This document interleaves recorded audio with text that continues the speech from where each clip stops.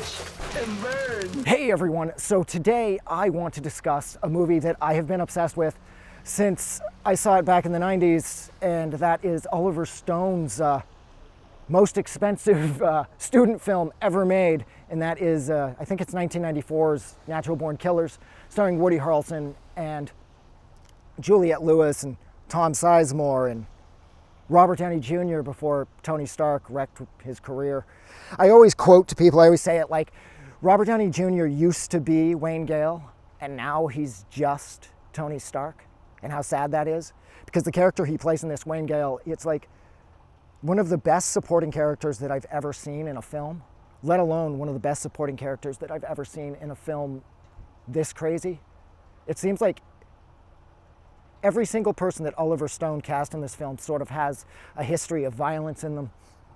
And that's the way I've always felt. And then when I picked up the DVD and it came with all the special features that I was lacking on my VHS copy, I found out that that's exactly what Oliver Stone did, is he only cast people if he could see violence inside of them. And up until this point, nobody really knew much about Woody Harrelson, and I always just thought Woody was kind of the cute kid from, you know, Cheers, and he was in like White Men Can't Jump and shit. But as it turns out, Woody Harrelson's father was an assassin, a hitman, who I believe died in prison. And that's the reason why Oliver Stone cast Woody Harrelson in this role as the raping, mass murdering psycho / sociopath, Mickey Knox, because Oliver Stone said that Woody Harrelson had the violence inside of him. Tom Sizemore's in this, and unfortunately Tom Sizemore's just passed away. As of March 5th, 2023, he passed away a few days ago. He was amazing in this. Juliette Lewis actually breaks his nose. The scene at the end when he's trying to have sex with her, when he's in her cell, and he's like, she smacks him, and he yells, "The fucking bitch broke my nose." He was actually yelling, "That fucking bitch just broke my nose," because she actually did. And I think Tom Sizemore kind of hated women. So, yeah, this movie, the joke I made at the start about this being the most expensive student film ever made, that wasn't really a joke. That's about as accurate and as honest as any statement about this movie could ever be. This movie, I think it has like 3,500 cuts, or like, I can't remember if it's cuts or edits. And the average film would have half that. So Oliver Stone really pushed things here, including allowing a bunch of, I believe, medium security prisoners at the end during the second half of the film when Mickey and Mallory are incarcerated. They are allowed to actually riot in order to sort of drive home the authenticity of the prison scenes. He used real prisoners. The scene where Tommy Lee Jones has one of the inmates shove him as he's walking by, that was real. The inmate didn't love Tommy Lee Jones, and the guy actually kind of walks through him.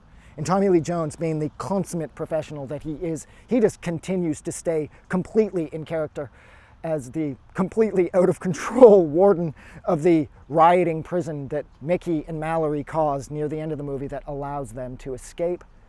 I never thought a movie this violent could make such good use of the quiet and sort of peacefully melancholy music of Leonard Cohen, and yet somehow it did this, because they used Cohen in the opening credits and the end credits. So Cohen, and the music of Leonard Cohen, bookends this incredibly violent sort of psychedelic freak out of a movie. I mean, I'm not even sure what to say about this movie, really. This movie's more like, it's like a fever dream. If you get the opportunity to see this, do whatever you can to get your hands on it, because it's one of those situations where you'll find yourself sort of like wondering what you watched right afterwards. Like, it's one of those situations where you'll be like, no, there's no fucking way that just happened. I mean, I was on drugs or some shit. And you put it in again, you realize, no, you weren't. You might have been on drugs, but the movie was on drugs too. Rodney Dangerfield plays an absolutely brilliant part as Mallory's sexually abusive father. God damn, he is so fucking gross in this movie. He's killed at the start, of course, and then they set her mom on fire. And that sort of kicks off the fun film that this is going to be.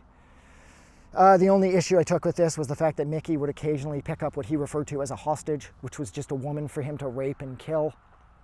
That bothered me more than I wanted it to, because I just don't like rape in movies. But other than that slight misstep, this movie's perfect. The only thing I think that would have really improved this movie somewhat is allowing the scene that Dennis Leary did, where he does this sort of little Dennis Leary speech about America and Mickey and Mallory. It's one of the deleted scenes. It's so worth it. And Ashley Judd was in this as well, but her scenes were all cut. She was part of the home invasion gone wrong. And Mickey kills her while she's testifying against him in court because Mickey, of course, is representing himself because he doesn't give a fuck. This movie's crazy. This movie is fucking nuts. Like, absolutely insane. This movie sums up the 90s so well. But yeah, look, I'm gonna go. So thank you so much for hanging out with me for almost 6 minutes while I discussed Oliver Stone's absolutely fucking perfect student film. And that is Natural Born Killers. Like always, if you like this review, don't forget to do something nice for somebody. But most importantly, please don't forget that the world is a better place because you are in it. And I will talk to all of you guys soon. Have a good night. I just wanted to say thank you for making it through the entire video. I really appreciate it. And I'm going to remind everyone one more time, even though I've probably already done this in the video that you just watched, to please click the like button as well as the subscribe button because it helps this channel grow. And thank you for hitting like and subscribe. And we will see you guys really soon.